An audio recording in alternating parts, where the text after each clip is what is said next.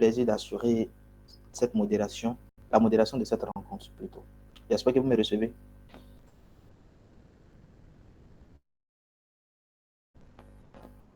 J'espère que vous me recevez. Oui, effectivement, nous vous recevons. D'accord. Alors, ce soir, c'est avec un immense plaisir que je vous retrouve pour ce webinaire organisé autour du thème le tiers financement en matière d'arbitrage. Alors, il faut dire que c'est un sujet aussi riche que stimulant qui suscite réflexion et permettez-moi d'exprimer dont la participation honore cette rencontre. Mais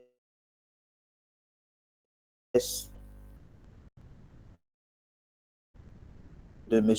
Kwadjo Amani Jacques Jaurès, qui est l'associé gérant du cabinet LDG SRL, pour son accompagnement constant et son appui précieux à la réussite de cet événement.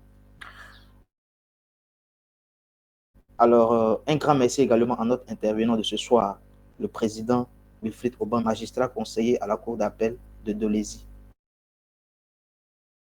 pour avoir accepté de nous réunir ce soir. Alors, je tiens à adresser mes remerciements les plus chaleureux à vous toutes et tous, chers participants et auditeurs, qui nous faites l'honneur de votre attention et de votre disponibilité. Alors, sachez que votre présence démontre votre intérêt pour cette thématique. Alors, je rappelle que ce webinaire se veut un espace de dialogue, de partage d'expériences et de perspectives où chacun pourra nourrir sa réflexion et repartir enrichi d'idées nouvelles. Au fil de cette session, nous aurons le plaisir d'écouter le président Wilfried Obambi avant d'ouvrir un temps d'échange avec l'auditoire. La séance. Le temps vous sera donné de poser vos différentes questions. Encore une fois, merci à toutes et à tous pour votre présence et votre engagement. Alors, je décline les différentes articulations du sujet. Le sujet, c'est le tiers fondement en matière d'arbitrage. Alors, en grand 1, nous verrons les fondements juridiques et enjeux déontologiques du TPF. En grand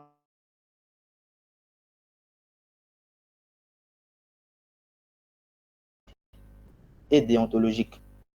Et en grand 2, nous verrons les conséquences procédurales et perspectives réglementaires. En grand A, nous verrons les impacts sur le déroulement et coûts. Et en grand B, nous verrons les voies d'encadrement. Alors, sans plus tarder, nous allons lancer notre webinaire et nous allons donner la parole au président Wilfried Obambi pour nous guider au cœur du sujet, qui est le tiers financement en matière d'arbitrage. Alors, je vous souhaite un excellent webinaire. Alors, Monsieur Wilfried Obambi, vous avez la parole. Merci beaucoup, M. Koné. Merci pour la modération. À l'entame de notre propos, nous souhaitons également remercier M. Amani et M. Luc Kwasi pour cette opportunité qu'ils nous offrent de pouvoir partager avec le cabinet, mais aussi l'ensemble des participants. Nous tenons déjà à remercier aussi les participants qui, malgré leur semaine chargée, ont bien voulu également tant s'inscrire et vouloir se connecter à cette heure-ci, afin qu'ensemble, comme vous l'avez déjà dit, que nous puissions partager notre réflexion, nos contributions, sinon échanger sur le sujet qui lui revêt beaucoup d'enjeux. Avant de commencer, nous allons procéder par une précision. C'est vrai que nous n'allons pas aller en termes de prolégomène en profondeur, mais nous allons aller pas à pas pour permettre à tous, afin que nous soyons imprégnés du sujet. C'est vrai que nous n'allons pas faire un cours d'arbitrage, mais nous allons au moins comprendre la place de l'arbitrage au sein des autres modes alternatifs de règlement des différends. En réalité, lorsque un litige s'éclate, que ce soit entre des personnes privées ou les personnes de droit privé, mais aussi entre les personnes de droit privé et les personnes de droit moral, comme un État ou des organisations, à l'origine, c'est la justice étatique qui est compétente pour pouvoir trancher de ces litiges. Mais avec le temps ou dans nos sociétés primitives, ce n'était toujours pas la justice étatique. Il y a eu des moments où des conflits ou des différends qui soient intrafamiliaux ou dans le domaine du commerce, dans le domaine des échanges, que ces différends soient résolus par des modes qu'aujourd'hui on qualifie de modes alternatifs de règlement de différends. Parmi ces modes, aujourd'hui, il y en a plusieurs. Il y a par exemple la conciliation où un intervenant vient pour essayer de concilier les parties afin de trouver l'esquisse de solution. Mais il y a également ce que l'on appelle comme mode proprement dit la médiation. Mais c'est au sein de ces modes que s'inscrivent l'arbitrage, qui en réalité fonctionne comme une justice, mais pas une justice administrée par l'autorité publique ou par les pouvoirs étatiques, mais plutôt par une institution privée ou par des personnes privées. En réalité, l'arbitrage aujourd'hui peut régler à la fois ce que nous appelons des différends commerciaux entre personnes privées, entre petits commerçants, mais ça peut aussi régler des différends de plus grande envergure dans le domaine d'investissement. Alors, à ce niveau, ça ne sera pas que des personnes de droit privé, mais ça peut être des personnes de droit privé avec l'État. Et cela va s'accompagner de l'augmentation des frais. Pourquoi nous parlons de l'augmentation des frais? Étant une justice privée à côté de la justice étatique, ça sera une justice qui ne sera pas supportée, sinon financée par les pouvoirs publics, mais plutôt par les personnes qui la mettent en œuvre, c'est-à-dire des partis qui sont justiciables, qui veulent que leur litige soit tranché le plus tôt, vont alors mettre en place des moyens, des mécanismes pour pouvoir financer ce système afin que la justice, que les réponses à leurs conflits interviennent le plus tôt possible. Donc, dans l'arbitrage, ce sont les parties elles-mêmes qui payent pour le fonctionnement de la procédure, mais qui payent également pour les arbitres qui sont les juges qui sont là. Lorsque l'arbitrage est réglé de manière institutionnelle, ce sont également les parties qui payent au niveau du centre de l'institution qui est chargée d'administrer l'arbitrage. Maintenant, qu'en est-il du tiers financement? Déjà, dans le tiers financement, on a le financement, donc les frais qui peuvent venir pour couvrir la procédure d'arbitrage, mais il y a le mot tiers. Donc, une tierce personne qui n'est ni une des parties, donc la partie qui va initier la requête, et non la partie qui se défend, non plus les avocats ou les conseils des deux parties, mais une personne qui, en réalité, n'a rien à voir, n'a un lien, aucun lien direct avec le litige. C'est cette personne qui va alors venir financer la procédure arbitrale, soit pour garantir les frais d'une partie ou pour permettre à ce que, à la fin, que la partie qui gagnera reçoive ces sommes d'argent. On va s'arrêter un instant pour dire que le tiers financement, c'est comme un mécanisme contractuel qu'on va mettre en place pour qu'une entité tierce, ça peut être une entité morale, ça peut être une personne physique qui, comme nous l'avons déjà dit, n'a aucun lien au départ avec le litige, mais va accepter de prendre en charge la totalité ou une fraction, une partie des frais nécessaires à la procédure d'arbitrage. C'est vrai que la personne ne va pas le faire gratuitement, puisque nous sommes dans le domaine des affaires. En contrepartie, cette personne qui est tiers financeur va percevoir également un pourcentage à la fin, un montant qui sera alloué à la fin par la sentence arbitrale qui va lui permettre de récupérer son investissement. Donc, parler du tiers financement, c'est savoir quels sont les enjeux juridiques du tiers financement, du fait que le tiers va venir soutenir la procédure arbitrale, voir quels sont les enjeux économiques du fait que lui va apporter son argent, mais également voir aussi les enjeux, comment est-ce que nous pouvons dire, en termes de déontologie. Parce que dans la procédure arbitrale, il y a des règles, il y a des principes qui sous-tendent l'arbitrage qu'il ne faut pas donc violer. Or, ces principes-là peuvent être mis un peu à mal par l'intervention d'un tiers. Tout à l'heure, nous allons voir qu'au rang de ces principes, il y aura par exemple la confidentialité.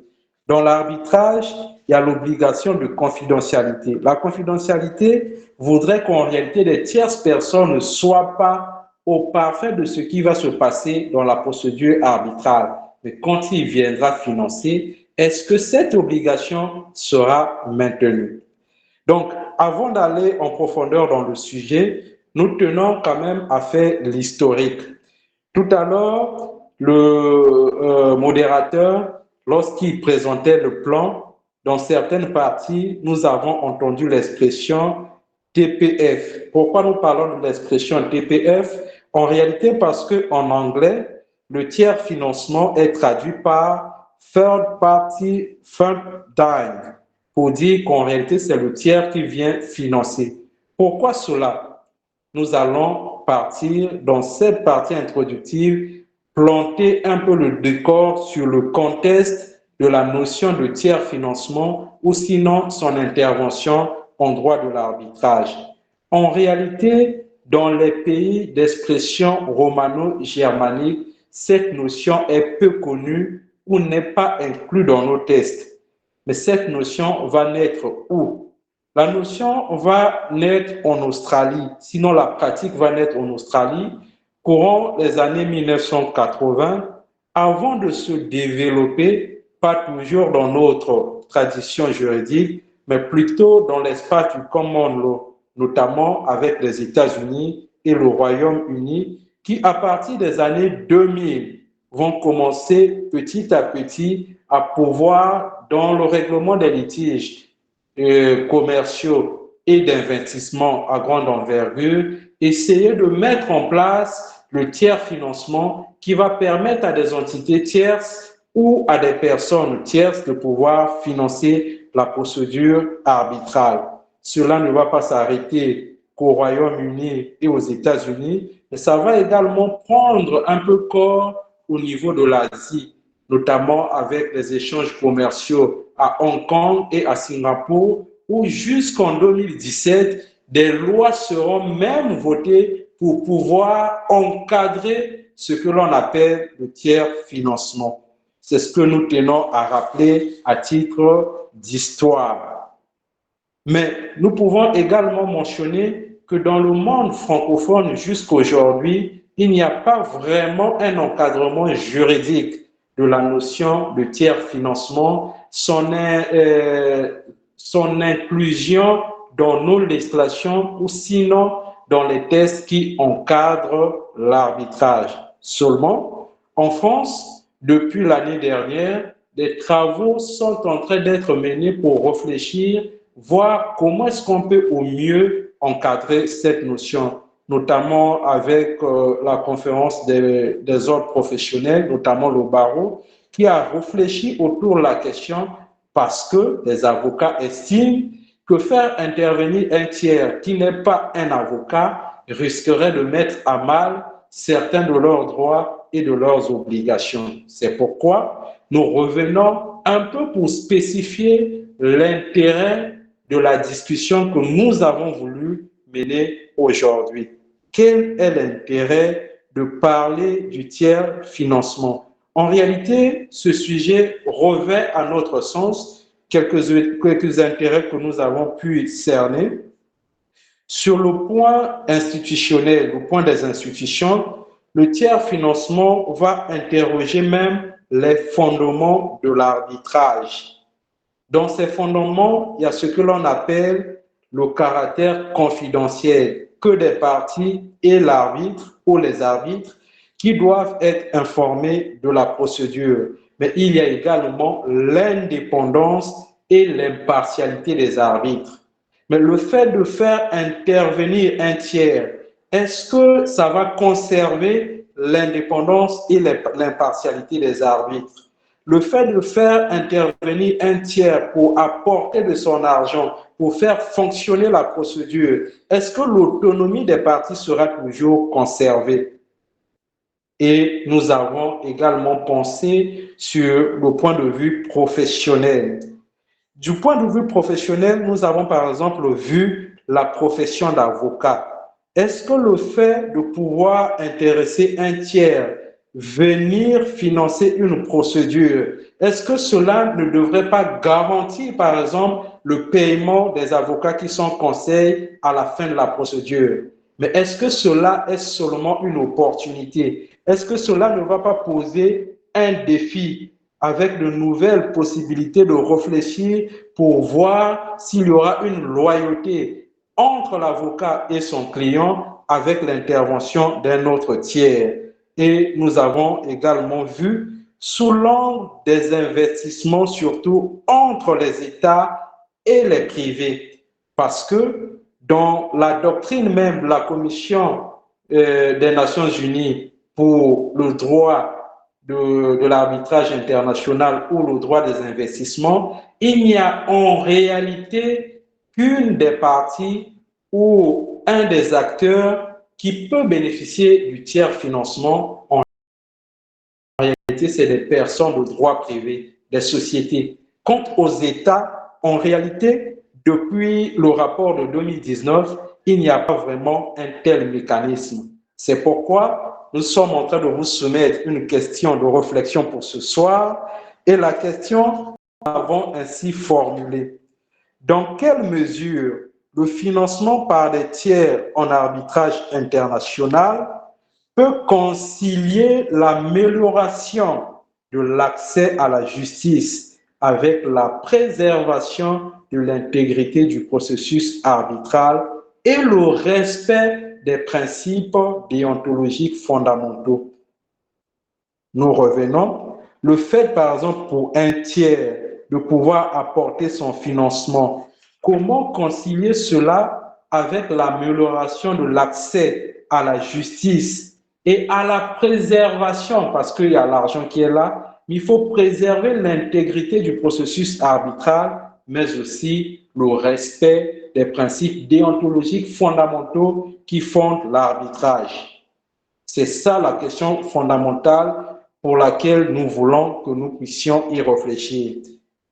Mais nous avons également pensé à des petites réflexions. Comment garantir, par exemple, l'indépendance des arbitres et des avocats en présence d'un tiers qui vient financer? Comment trouver l'équilibre entre la confidentialité inhérente, sinon attachée, collée à l'arbitrage et l'exigence de transparence nécessaire à la prévention des conflits d'intérêts? Est-ce qu'il n'y aura pas de conflit d'intérêts entre les parties, entre l'avocat et le tiers qui va venir financer? Ou encore, quelles régulations au plan national ou international sont nécessaires ou sont souhaitables pour encadrer cette pratique qui est en train de prendre de l'ampleur au niveau des affaires? comment protéger les intérêts de la partie qui va voir qu'un tiers est en train de financer la procédure pour le compte de son contradicteur. Donc, l'hypothèse pour laquelle nous sommes en train de vouloir développer ce soir, c'est que le financement par des tiers peut constituer un mécanisme juridiquement et économiquement qui peut s'avérer légitime, qui va contribuer positivement à l'accès à la justice arbitrale, mais à la condition qu'on trouve un cadre normatif approprié pour cerner, encadrer tout cela à l'effet de prévenir les dérives potentielles et garantir l'équilibre des intérêts en présence. L'objectif, c'est notamment de montrer que le tiers financement a son avantage, mais il faut voir quelles sont les incidences sur le plan juridique, sur le plan économique et déontologique, comme nous l'avons dit. C'est ainsi que, compte tenu du temps, nous allons nous permettre de passer à la première partie où nous allons parler des fondements et des enjeux déontologiques. De quoi? Du tiers financement ou du fait que la procédure sera financée par un tiers. Et dans cette première partie, nous avons des idées à développer, mais nous voulons également à un certain moment essayer d'interroger la jurisprudence pour voir si dans quelques affaires, la question a été posée, comment est-ce qu'au plan des instances d'arbitrage, des instances arbitrales, plutôt des tribunaux arbitraux, tant au niveau international ou au niveau de certains continents, comment est-ce que des éléments de réponse ont été donnés, comment est-ce que cela pourra nous aider dans le cadre de nos échanges ou de notre réflexion ce soir. Nous voulons parler premièrement de la nature juridique et de la validité du financement par des tiers ou par un tiers dans le cadre de l'arbitrage.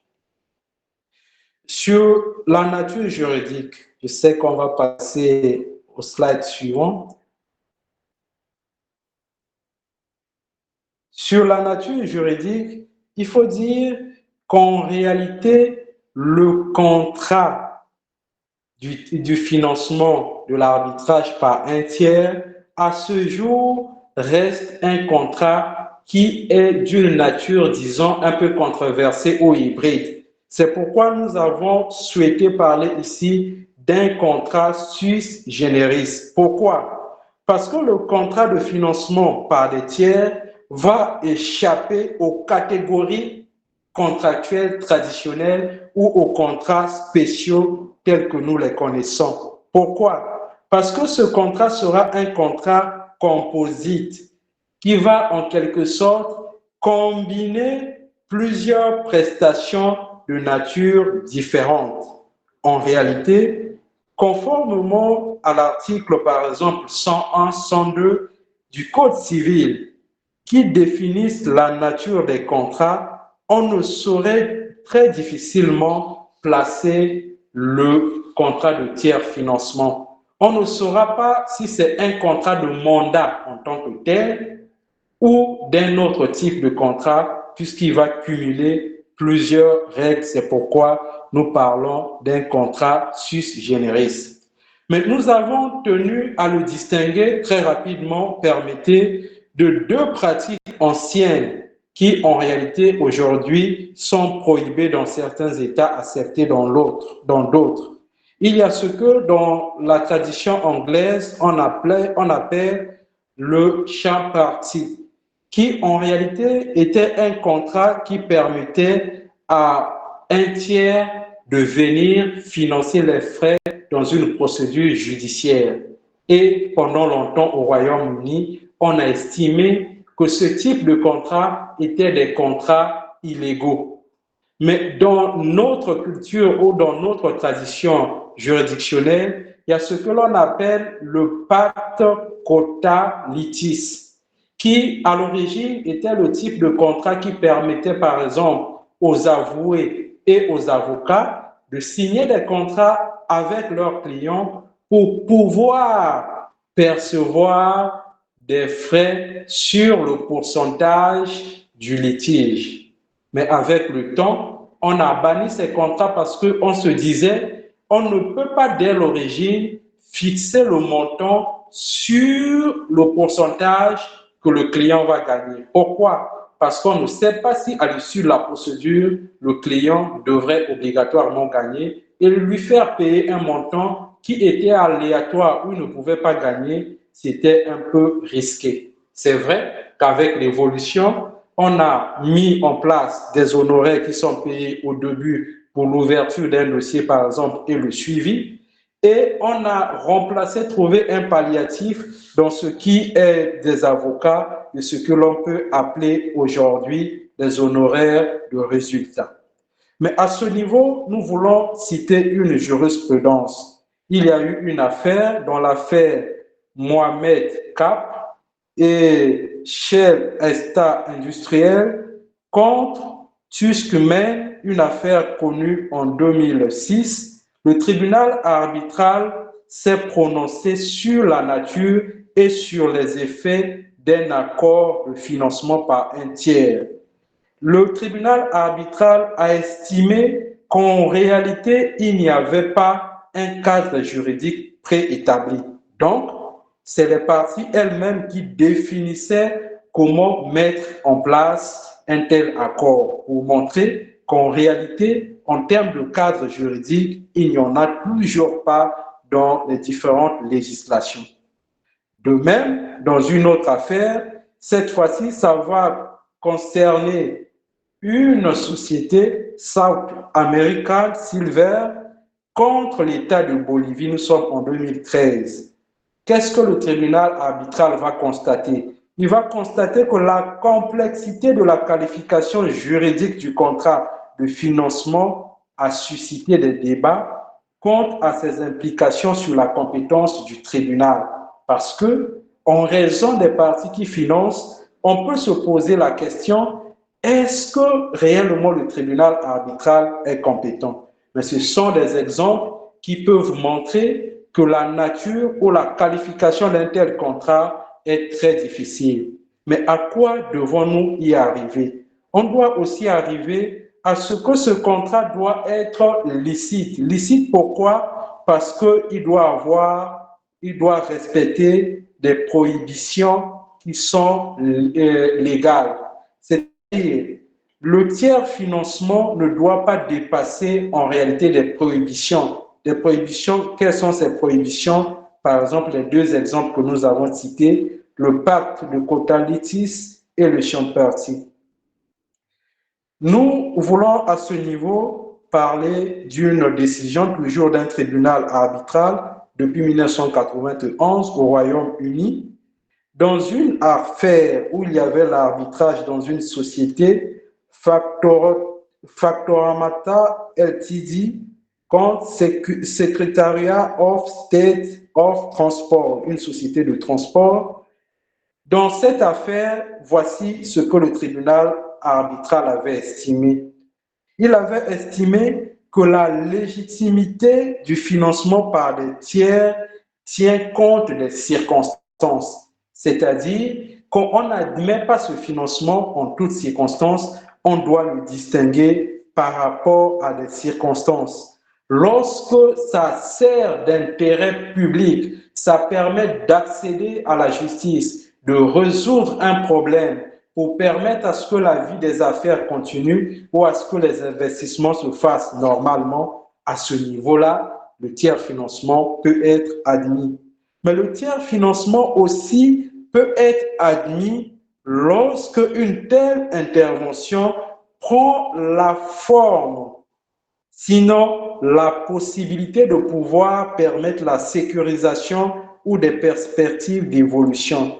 C'est vrai qu'aujourd'hui, nous avons dit, dans le cadre des pays francophones ou des expressions francophones, il n'y a pas de loi précise, mais si nous repartons dans le cadre de Singapour et de Hong Kong, qui en 2017 ont sinon mis en place des législations sur le tiers financement, il y a des lois qui encadrent et qui réglementent l'intervention des sociétés en cette matière.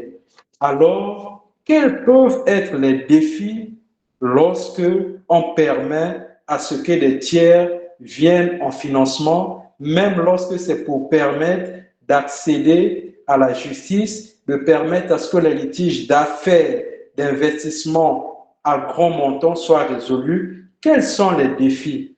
Nous estimons qu'à ce moment, les défis sont d'ordre éthique et déontologique. Donc, à ce niveau, nous allons passer à la partie B de notre première partie d'intervention pour dire que sur ces défis, nous avons par exemple l'indépendance de l'avocat face aux tiers financiers. L'intervention d'un tiers qui va financer une procédure ou qui va apporter de l'argent dans une procédure arbitrale peut menacer potentiellement l'indépendance de l'avocat. Pourquoi? Parce qu'en réalité, il y a un principe cardinal qui veut que l'avocat soit indépendant, que la relation soit en réalité relation avocat-client et que l'avocat, lui, garde son indépendance envers l'autre partie, envers les arbitres. Mais cette fois-ci, va s'ajouter une personne. La relation qui était oblique va devenir triangulaire. Il va avoir le financeur. Mais qu'est-ce que cela va entraîner? Est-ce que l'avocat va exercer sa mission en toute indépendance? Est-ce que l'avocat ne sera pas un peu lié par la pression extérieure, guidé par tant l'intérêt de son client qui, à la fin, doit seulement retrouver son argent, mais également doit pouvoir rembourser le tiers financier? Le barreau de Paris, dans des travaux, en février 2017, aboutit à cette conclusion. Il dit, ce rapport, l'avocat reste tenu par ses obligations d'assistance, de représentation, de conseil et de loyauté à l'égard de la partie financée qui demeure son seul client. Pour dire que pour garantir son indépendance, l'avocat n'est pas influencé ou ne dépend pas du tiers financier. Que même si ce tiers intervient, l'avocat ne pourra pas recevoir d'instructions que de son client et non du tiers qui va financer les travaux. Que l'avocat ne peut agir simultanément, il ne peut pas agir à la fois pour le tiers financier et pour le justiciable ou la partie pour laquelle il est en train de défendre les intérêts. Si il vient pour agir pour le contre des deux, alors il va en réalité enfreindre ses règles déontologiques. Donc, la problématique ici, c'est que le fait que le financeur, celui qui apporte l'argent, va accepter une offre de règlement que l'avocat juge insatisfaisante pour son client, mais acceptable du point de vue de la rentabilité, par exemple, de l'investissement, serait un cas problématique. L'avocat doit toujours rester du côté de son client. Mais ça peut enfreindre aussi un deuxième principe, sinon un deuxième caractère éthique et déontologique, c'est le secret professionnel et la confidentialité de l'arbitrage. En réalité, celui qui finance, celui qui apporte de l'argent peut porter en réalité un peu en torse à deux principes de l'arbitrage.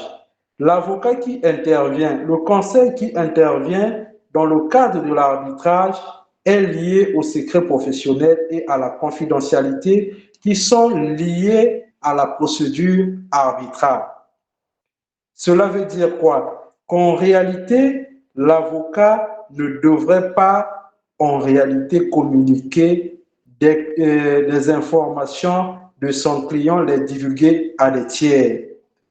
Or, le fonctionnement pratique du tiers financement va impliquer que le tiers qui finance accède quand même à certaines informations parce qu'il ne peut pas apporter son argent sans avoir certaines informations. Or, ces informations sont sensibles cela va porter entorse à ce principe-là. La Commission des Nations Unies pour le droit international, pour le droit des investissements, estime que les tiers qui financent ne sont pas nécessairement liés par des obligations de confidentialité et rien ne leur interdit d'utiliser les informations qui leur sont transmises dans le cadre d'un autre litige faisant l'objet d'un financement. Est-ce que cela ne pourrait pas briser le principe de la confidentialité? Le barreau de Paris, en tout cas, estime que l'intervention du tiers financement peut poser problème. Nous voulons parler enfin de deux autres principes, cette fois-ci de l'indépendance et l'impartialité des arbitres, la question de conflit d'intérêts. Est-ce que la présence d'un tiers dans une procédure arbitrale ne va pas créer des risques inédits de conflit pour les arbitres, menaçant ainsi l'intégrité du processus arbitral et la légitimité des sentences? Qu'est-ce que nous voulons dire par là? Le fait que les arbitres sont indépendants et impartiaux voudrait en réalité que les arbitres n'aient aucun lien antérieur avec une des parties, qu'elle n'ait aucun lien, par exemple, de subordination ou ait travaillé pour une des parties, mais le fait de faire intervenir un tiers, est-ce que cela garantit en totalité l'impartialité et l'indépendance des arbitres? Dans l'affaire que nous avons citée de la société South America Silver contre l'État de Bolivie, la question a été soulevée, la question de l'obligation de divulgation du financement par un tiers. Le tribunal arbitral a estimé que la non-divulgation va violer en réalité le principe qui voudrait qu'il y ait la transparence entre les parties dans une procédure arbitrale. Donc voilà les quelques éléments, sinon les quelques principes qui peuvent se trouver à mal dans le cas du tiers financement. Nous avons vu qu'il y a l'indépendance et l'impartialité des arbitres. Avant cela, nous avons vu que le secret professionnel et la confidentialité dans l'arbitrage pouvaient subir un coup et nous avons vu également que l'indépendance de l'avocat ne devrait pas être remise en cause dans pareille situation.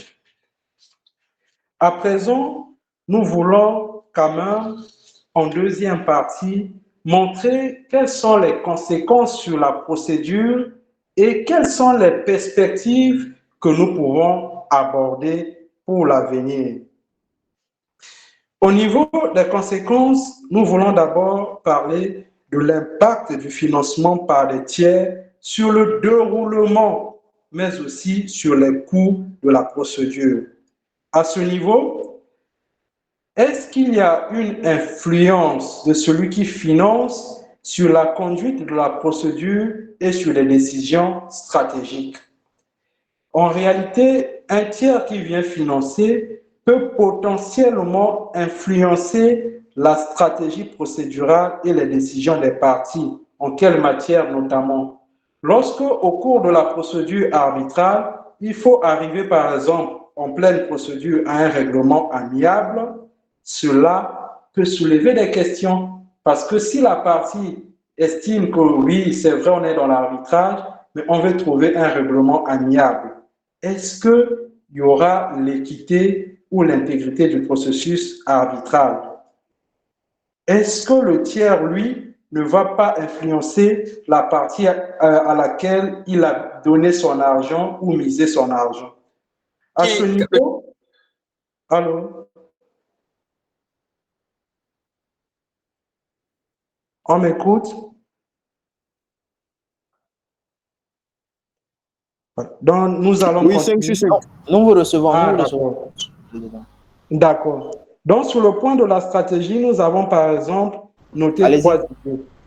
Lorsqu'il faut arriver à un règlement amiable, nous estimons que premièrement, lors des négociations de règlement amiable, celui qui finance, le financeur, peut privilégier un règlement rapide pour garantir son retour à l'investissement certain, même si ce règlement, lui, ne semble pas être pour son client d'un bon point de vue. Et à ce niveau-là, il peut avoir des intérêts déjà contradictoires entre celui qui a financé et le client, c'est-à-dire la partie qui elle-même est dans la procédure.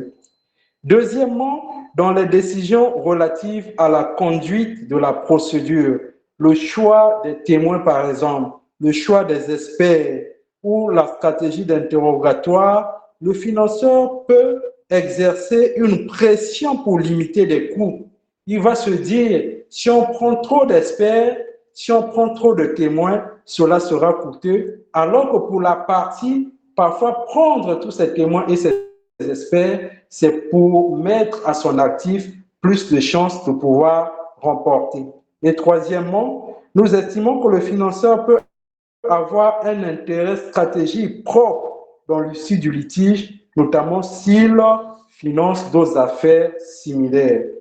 Et des travaux ont été menés, par exemple par l'Université de Liège, qui estime qu'il y a des cas où des financeurs ont insisté pour que leurs clients refusent des offres de règlement jugées insatisfaisantes du point de vue de la rentabilité du fonds. C'est vrai, c'est un litige qu'on est en train de résoudre, mais lorsque le financeur va voir sur la rentabilité, est-ce que c'est toujours pour le compte des intérêts de la partie? Il y a également l'intervention du financier en ce qui concerne l'allocation des coûts et la récupération, par exemple, des frais que lui a financés. À ce niveau, des questions aussi peuvent être soulevées. Par exemple, l'allocation des coûts de l'arbitrage, notamment quant à la possibilité pour la partie financière de récupérer les frais de financement auprès de la partie adverse lorsque cette partie a perdu. Et enfin, il y a aussi la protection de la partie adverse. Le tiers financement peut être aussi une bonne chose, une bonne garantie pour la partie adverse. Parce que n'oublions pas que dans l'arbitrage, c'est les parties qui supportent. Lorsque l'autre partie est en difficulté, la partie adverse peut elle-même financer, mais pouvoir récupérer cela ou répercuter cela sur les dommages et intérêts ou les frais qui seront payés. Mais lorsque de l'autre côté, il y a un tiers qui finance, ça peut être une garantie pour cette partie de voir que si à l'issue de la procédure, c'est elle qui remporte, alors elle aura la possibilité de pouvoir récupérer son argent. C'est ainsi que nous allons maintenant passer à la dernière partie de cet exposé pour voir quelles sont les approches possibles pour que le mécanisme du tiers financement puisse marcher et quelles sont les recommandations que nous voulons faire. On va d'abord parler des approches réglementaires. L'approche réglementaire que nous proposons, la première, c'est qu'il y ait une transparence, un consensus pour qu'il y ait par exemple respect de l'obligation de transparence et notamment de divulgation. À ce niveau, pour que le tout se passe bien, ce que nous proposons, c'est qu'il y ait un encadrement en quelque sorte. Pour arriver à un encadrement, qu'est-ce que nous proposons? Premièrement, nous estimons que les arbitres doivent vérifier l'absence de conflit d'intérêt avec le financeur. Lorsqu'on admet qu'un tiers puisse se financer, il faut que les arbitres, pour préserver l'intégrité et l'indépendance du processus, vérifient que réellement il n'y a pas d'indépendance, pas plutôt de dépendance ou de lien de subordination entre celui qui va financer et la partie. Deuxièmement, nous estimons que la divulgation permet à la partie adverse d'évaluer l'opportunité de demander, par exemple, une certaine sécurité, de mieux comprendre la motivation et la stratégie de son adversaire. Pourquoi l'adversaire fait appel à un tiers? Et enfin, nous estimons qu'elle va contribuer à la légitimité du processus arbitral en réduisant en quelque sorte certains risques. Pour que cela aboutisse, nous avons pris deux exemples. Nous avons l'article 11.7 du règlement d'arbitrage de Hong Kong. Donc, le Centre international d'arbitrage de Hong Kong, dans son règlement, dans l'article 7.7, une partie doit informer promptement le centre et les autres parties, ainsi que le tribunal arbitral une fois constitué, si un tiers qui n'est pas partie à l'arbitre a conclu un contrat de financement avec elle, donc avec cette partie, et doit communiquer l'identité du tiers.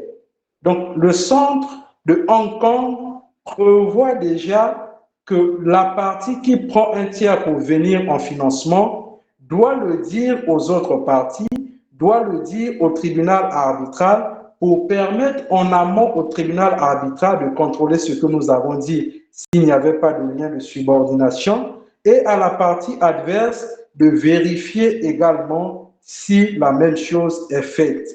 Et au niveau du centre d'arbitrage de Singapour, c'est l'article 24, le point 1, qui le prévoit également. Si nous avons pris ces deux exemples, c'est pour montrer qu'il doit avoir un encadrement réglementaire, pour dire que nous soyons en présence d'un arbitrage institutionnel, par exemple l'arbitrage CCJA chez nous, qui est régi par le traité, donc l'article 2 du traité, mais également par le règlement du centre, donc le règlement de la CCJA.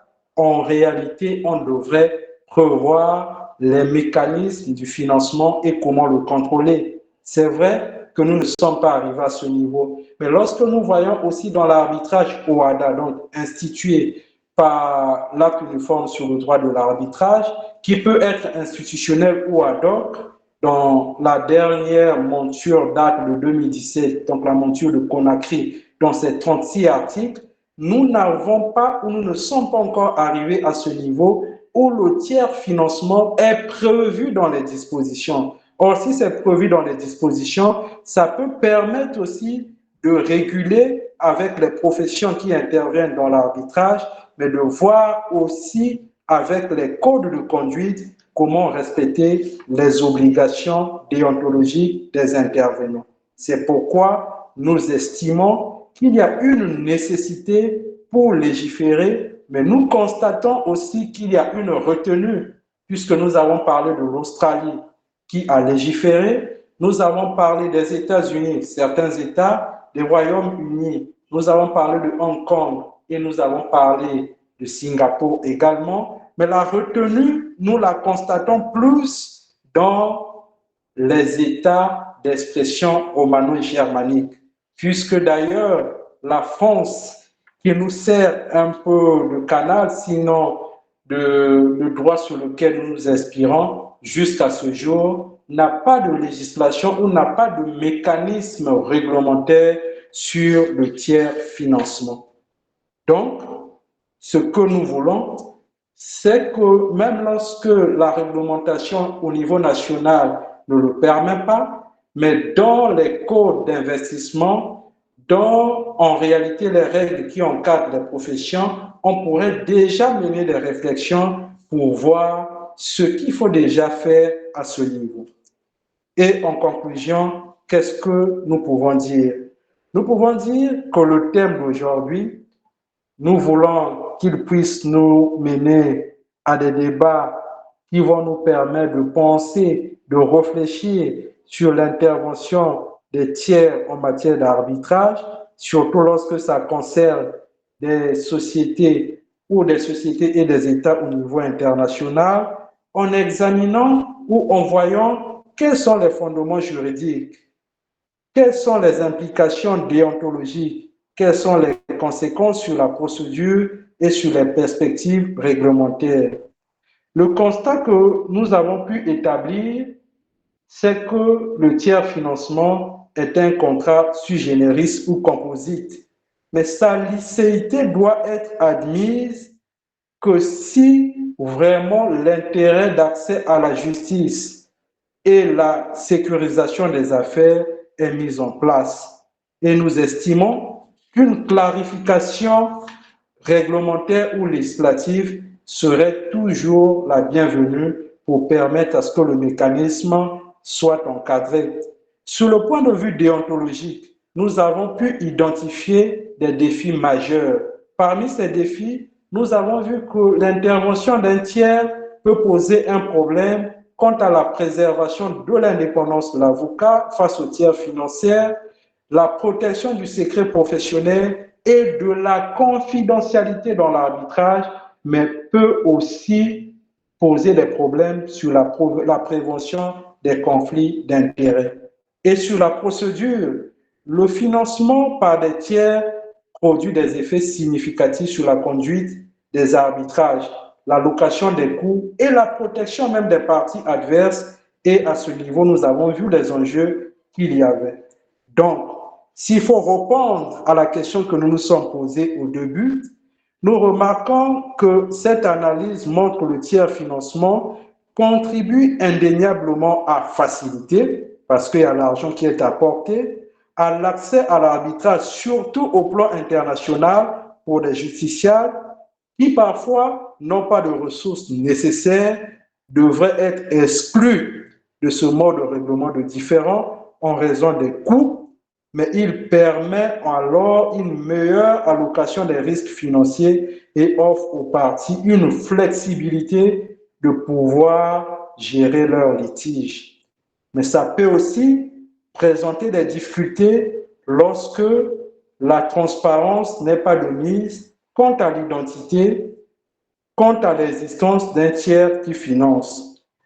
Et l'hypothèse que nous avons émise au départ, c'était l'hypothèse de voir si le tiers financement était un mécanisme qui pouvait réellement permettre de résoudre des problèmes et de garantir l'harmonie du processus. Les exemples que nous avons vus de Singapour, de Hong Kong, démontrent que lorsqu'on a une législation qui encadre bien le tiers financement, cela peut être rendu viable et bénéfique. Et nous avons vu aussi qu'il y a quand même quelques recommandations par rapport aux autres professionnels comme les avocats pour pouvoir garantir leurs obligations. Et en termes d'ouverture, nous pensons que ce sujet peut toujours faire l'objet de plusieurs analyses, que la question sur l'égalité d'accès au processus arbitral peut toujours se poser. Et nous avons également vu que l'extension potentielle du financement à des tiers au-delà de l'arbitrage commercial et d'investissement vers l'arbitrage de consommation dans des petits litiges, par exemple l'arbitrage du travail ou même les actions collectives, peut soulever des enjeux spécifiques qui peuvent aussi être étudiés pour voir si c'est possible de ramener à ces petits litiges. Et les propositions que nous faisons sont les suivantes.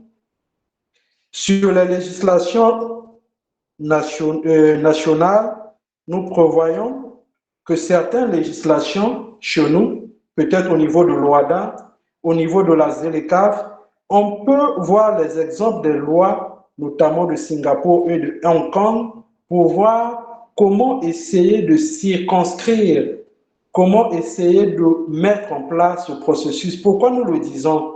Parce que le monde aujourd'hui étant un village planétaire, cela pourra faire en sorte que les grandes firmes qui viennent chez nous, un jour dans le cadre des litiges arbitraux, puissent faire intervenir des tiers financeurs. Alors, nous pouvons déjà voir cela d'avance, que ce soit dans les plans nationaux ou au niveau communautaire. Sur les ordres professionnels, nous recommandons qu'il soit adopté ou actualisé des recommandations déontologiques détaillées sur le financement par des tiers afin que les barreaux ou les autres professionnels soient mieux préparés pour affronter ce phénomène nouveau. Et pour l'industrie du financement, il faut une certaine autorégulation pour qu'il y ait des codes de conduite pour que le tiers-financement ne se fasse pas dans l'arbitraire. Et pour les arbitres eux-mêmes, nous estimons qu'il faut procéder systématiquement à la vérification des conflits d'intérêts pour exclure des tiers financiers qui vont venir en réalité pour tirer profit seulement. Et pour les parties et leurs conseils, nous estimons que l'obligation de divulgation d'informations est vraiment très importante. Ce sont les quelques éléments que nous avons souhaité mettre à la disposition de l'auditoire de la communauté ce soir. Et nous sommes donc ouverts à tout débat, aux contributions et aux éventuelles remarques.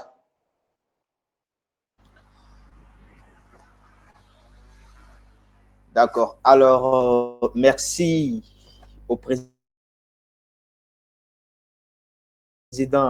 Wilfried Obambi pour son intervention sur le thème le tiers financement en matière d'arbitrage. Alors, comme il a si bien dit, il a terminé son exposé et nous sommes maintenant à la séance des questions. Voilà. Pour toute personne qui souhaiterait poser une ou des questions au sujet de tout ce qui vient de nous présenter,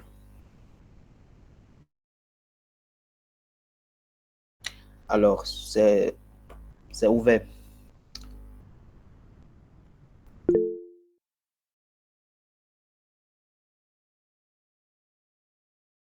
D'accord, monsieur Issa, vous avez la parole.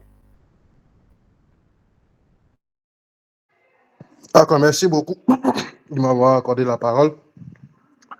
Je salue toute l'équipe qui a coordonné l'organisation, ainsi que notre très cher, comment on appelle ça, le nom m'échappe déjà, qui a animé cette conférence, vraiment le contenu était de qualité.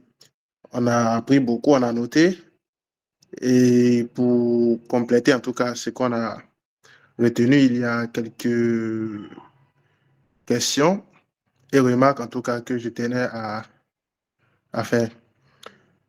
D'abord, concernant la question de l'indépendance.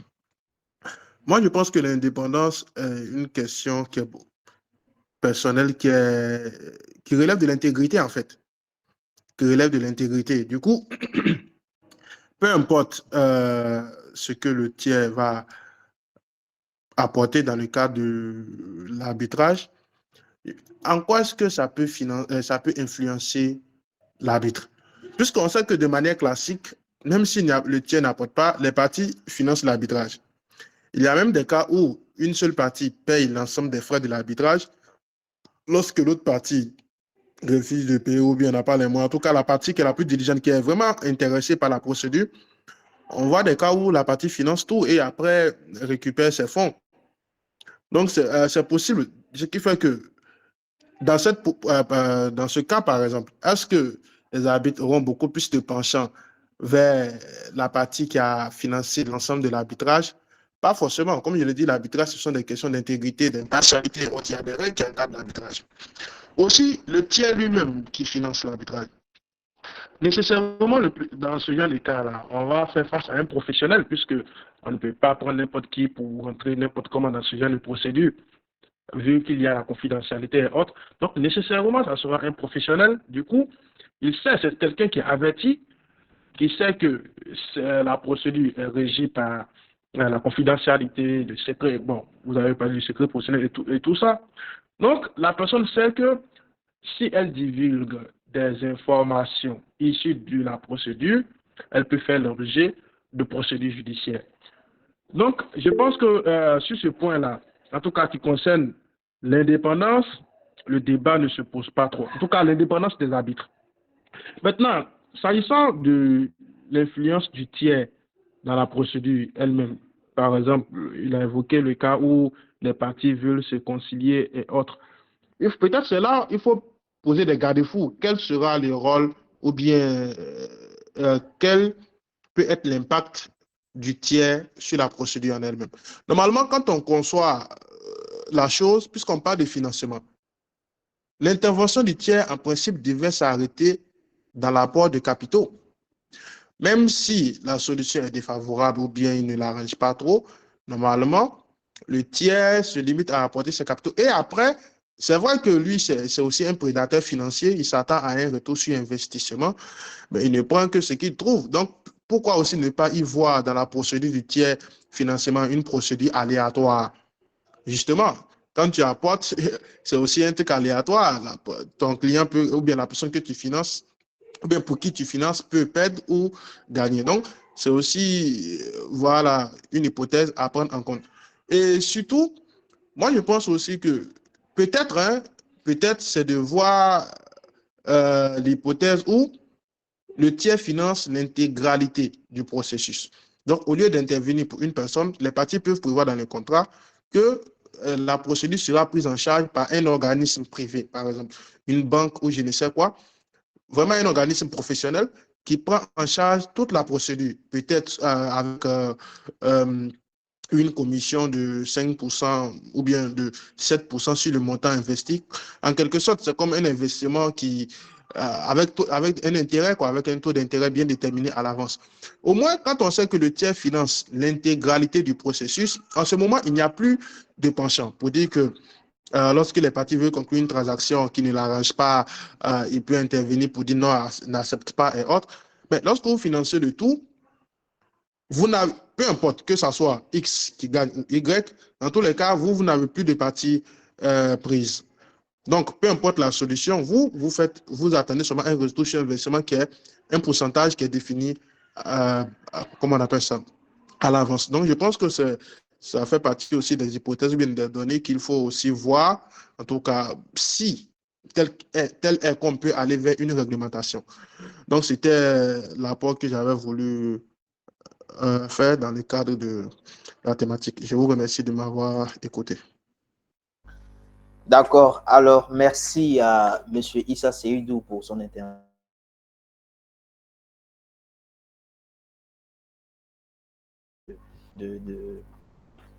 Sur le thème, voilà, de ce soir.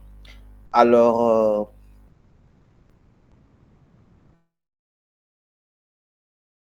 s'il y a d'autres personnes qui voudraient poser, qui ont des questions, voilà, après tout ce que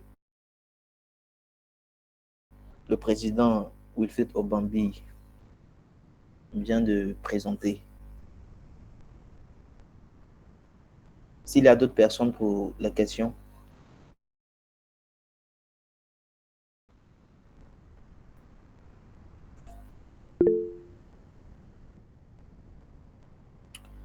D'accord. Monsieur Amadou Koulibaly, vous avez la parole. Vous m'entendez? Bonsoir, oui, monsieur le modérateur, monsieur Koné. Merci, félicitations à nos présentateurs du jour, à Maître Obambi et à tous les organisateurs. Vraiment, il faut dire que nous avons beaucoup appris de cette présentation. J'ai une préoccupation. Je voudrais savoir quelle est la nature des litiges pour lesquels les tiers financements sont régulièrement sollicités. Je voudrais savoir avec le présentateur quelle est la nature des litiges pour lesquels les tiers financements sont régulièrement ou bien généralement sollicités. Alors, je tiens vraiment à vous remercier pour la qualité de cette présentation et de l'organisation sur ce thème-là, vraiment qui est vraiment important pour moi. Merci.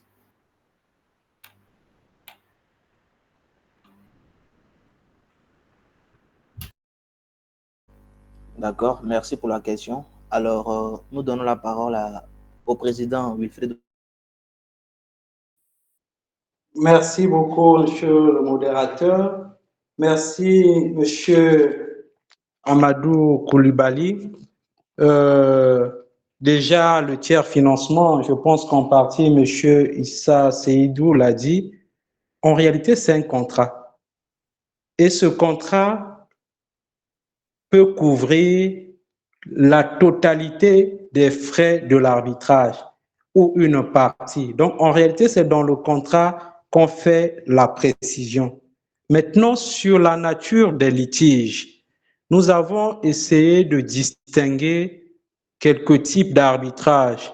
Des arbitrages que nous avons qualifiés de type commerciaux ou des activités commerciales, ce sont en réalité des activités de grande envergure et nous avons lié cet arbitrage à l'arbitrage d'investissement qui en réalité vont concerner soit des grandes structures, des grandes firmes avec les États ou parfois même des États entre eux. Et nous avons dit qu'il était aussi possible de pouvoir réfléchir si on pouvait parler du tiers financement dans l'arbitrage de consommation, donc dans des petits litiges qui peuvent concerner par exemple les conflits de travail ou des litiges entre les PME ou des petites structures. Mais principalement à travers le monde, les cas de sentence arbitrale que nous avons eu à analyser concernent plus l'arbitrage commercial à grande échelle et notamment l'arbitrage dans les activités d'investissement, donc qui vont concerner une grande société étrangère avec un État ou plusieurs sociétés avec un groupe d'États. C'est plus dans ce domaine que le tiers financement est sollicité. Et M. Seydou l'a dit, souvent, lorsque nous sommes aux États-Unis et à Singapour, ce sont même des sociétés constituées dont l'objet social, c'est par exemple le financement des litiges. Donc, une grande société avec des statuts, avec une réglementation particulière pour financer des litiges. Mais la difficulté dans le droit romano-germanique, c'est que ça soit au niveau des centres qui administrent l'arbitrage, que ça soit au niveau des ordres professionnels ou au niveau étatique, dans nos législations, il n'y a presque pas de traces de tiers financement. Donc, il n'y a pas un encadrement. Alors qu'à Hong Kong, à Singapour, en Australie, aux États-Unis, au Royaume-Uni, il y a des brides, il y a des traces d'encadrement qui encadrent le phénomène. Ce qui fait que la difficulté, là, nous allons, M. Issa Seydou, c'est que dans nos États ou dans notre arbitrage, lorsque nous prenons par exemple l'acte uniforme sur le droit d'arbitrage de 2017, dans les 36 articles de cet acte uniforme, on va parler de l'arbitrage, ça peut engager personnes morales et personnes privées, État, investissement, mais on ne va nulle part trouver le processus de tiers financement ou de financement par le tiers. Ce qui ferait que le raisonnement dans ce cas, comme il a évoqué quelque part, ça ne serait que de type hypothétique. Et pour revenir à ce qu'il disait, les sociétés qui financent ou les individus qui financent, ce sont des prédateurs financiers. Et le prédateur, quand il vient, surtout lorsqu'il n'y a pas un encadrement, il ne va pas se contenter seulement de donner son argent, mais il va plus ou moins s'impliquer ou vérifier la procédure pour savoir si l'argent qu'il a investi, c'est vrai, c'est peut-être aléatoire, mais comme il n'y a pas un encadrement, il va vérifier s'il pourra faire un retour sur investissement. C'est cela où ça pourra présenter des dangers ou des enjeux, des défis face à des principes, sinon à certains principes fondamentaux d'ordre déontologique. Et nous allons peut-être revenir brièvement. Oui, l'indépendance, c'est d'ordre éthique, c'est l'intégrité. Oui, affirmer, c'est comme tel. Mais dans la pratique, ça peut poser un problème. C'est pourquoi, dans les pays où légiférer, il faut vérifier l'identité, savoir quel est le tiers financier, est-ce qu'il n'a pas de relation antérieure, que ce soit d'affaires ou d'emploi avec l'une des parties ou avec un des arbitres. Et surtout que le tiers financier parfois intervient à un moment où les arbitres ne sont pas informés. C'est vrai que l'intégrité et l'indépendance, c'est l'intégrité, Mais s'il y a une relation antérieure, s'il y a une influence en termes de relation antérieure avec le tiers financier, ça peut poser un problème à l'indépendance. Nous ne disons pas que ça pose un problème, que c'est d'ailleurs des opportunités de voir que des frais soient couverts pour que la procédure aille de bon train. Ça peut permettre à payer aussi la partie adverse au cas où l'autre succombe aux frais ou à payer des dommages et intérêts. Mais dans la même période, lorsqu'il y a des risques de subordination ou de relations antérieures sur la chaîne par rapport aux différents acteurs, ça peut présenter aussi des risques d'indépendance, mais que ces risques soient aléatoires ou pas, nous avons apprécié le raisonnement de M. Issa Seydou. Il y a des hypothèses où il faut voir au cas par cas. Donc, c'était les quelques éléments de réponse que nous souhaitons apporter à la question. Et merci pour la question. Merci aussi à M. Issa Seydou pour ses contributions.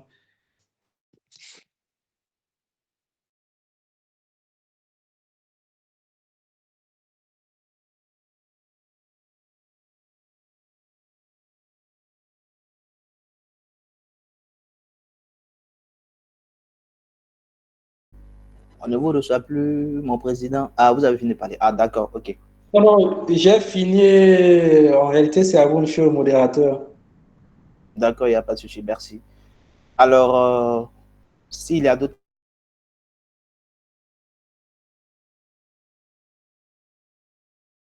Quelqu'un a une ou des questions?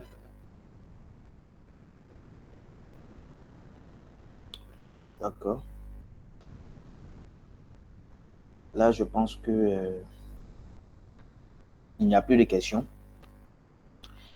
Alors, pour faire un bref résumé de tout ce qui s'est passé. D'accord. Monsieur Amadou Koulibaly, vous avez la parole.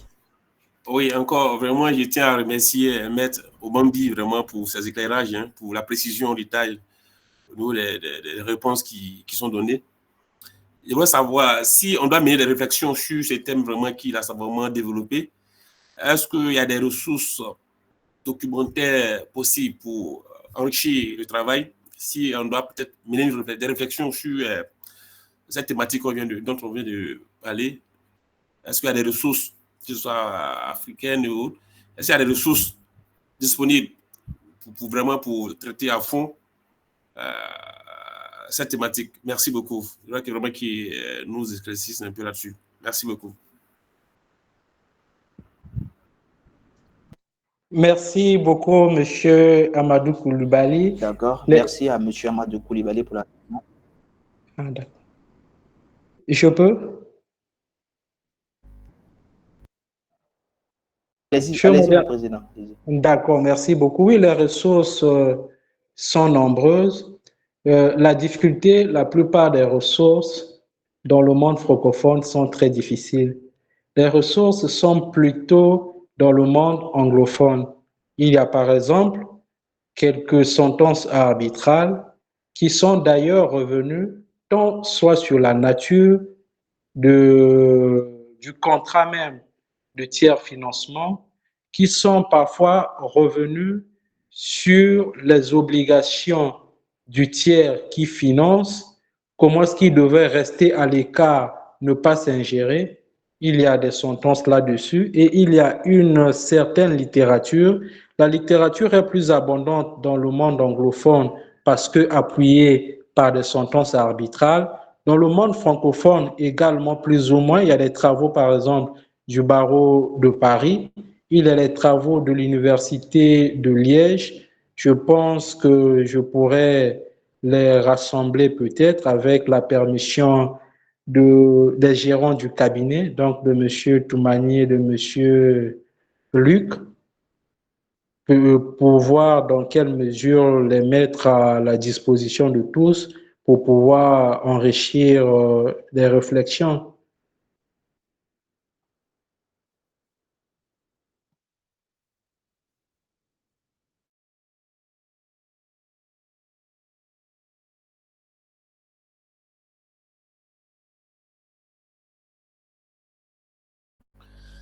D'accord.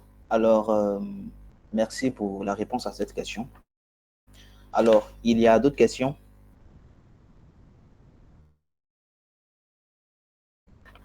Est-ce qu'il y a d'autres questions? D'accord. D'accord. Alors, s'il n'y a pas de Monsieur le modérateur, questions, je pense que nous allons... monsieur le Oui, modérateur, monsieur...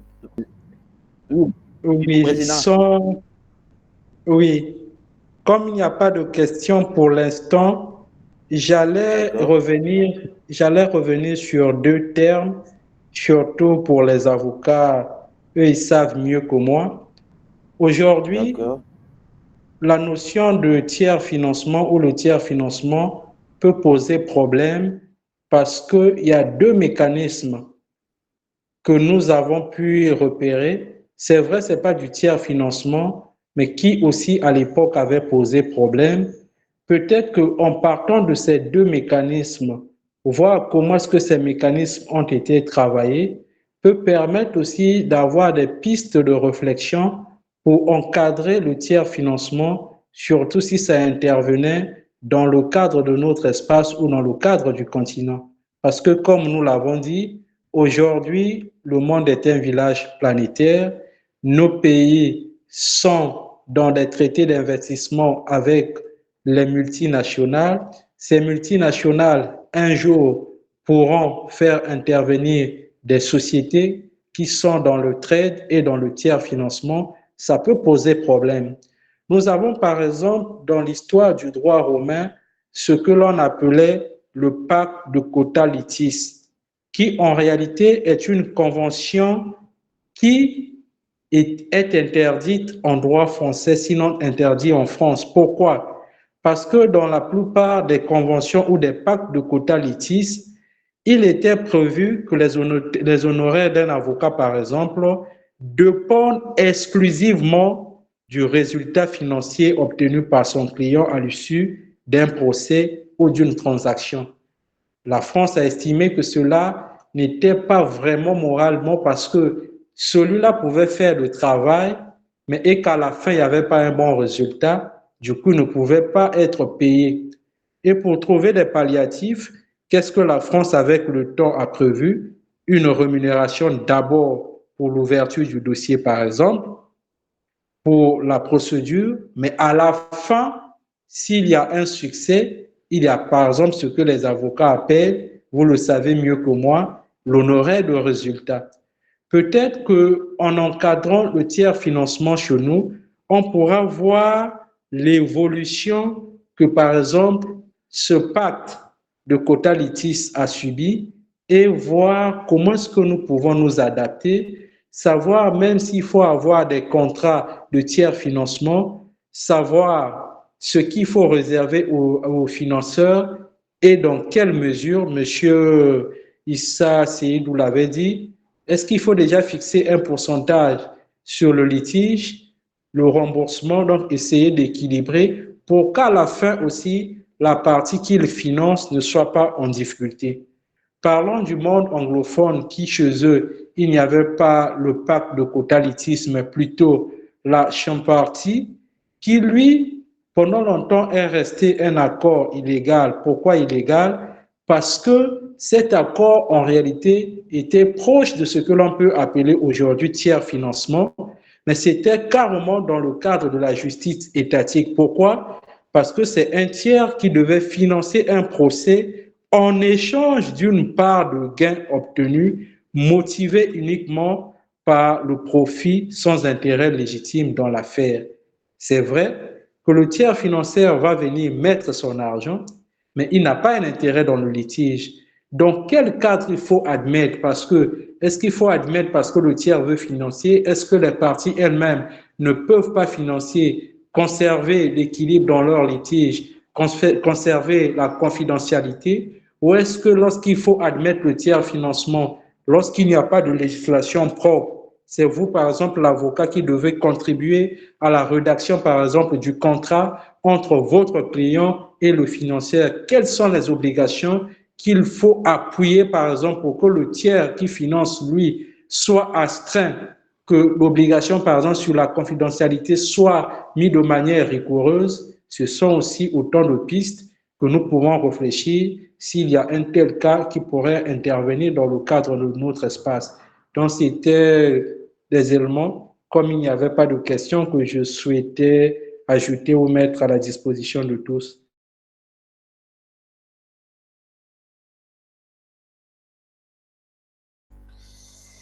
Alors, d'accord, au président Wilfried Obambi pour ses éclaircissements et à tous les participants et auditeurs. Alors, pour un bref résumé, il faut retenir que le tiers financement en matière d'arbitrage, comme le président Wilfried Obambi l'a si bien dit, alors c'est un mécanisme par lequel non partis au litige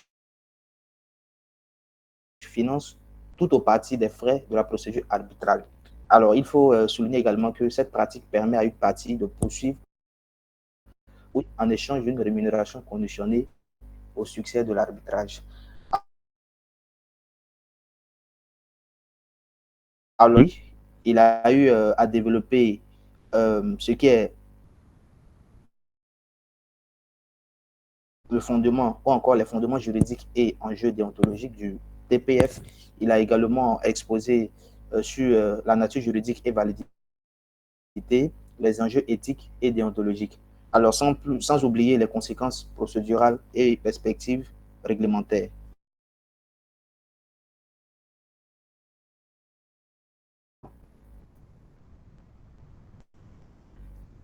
Alors, il faut dire que nous sommes au thème de cette séance. Alors, je remercie la présence effective de chacun de vous d'avoir pris part à cette rencontre. Sinon, Obambi, Wilfried Obambi, d'avoir accepté cette invitation aux participants et aux auditeurs.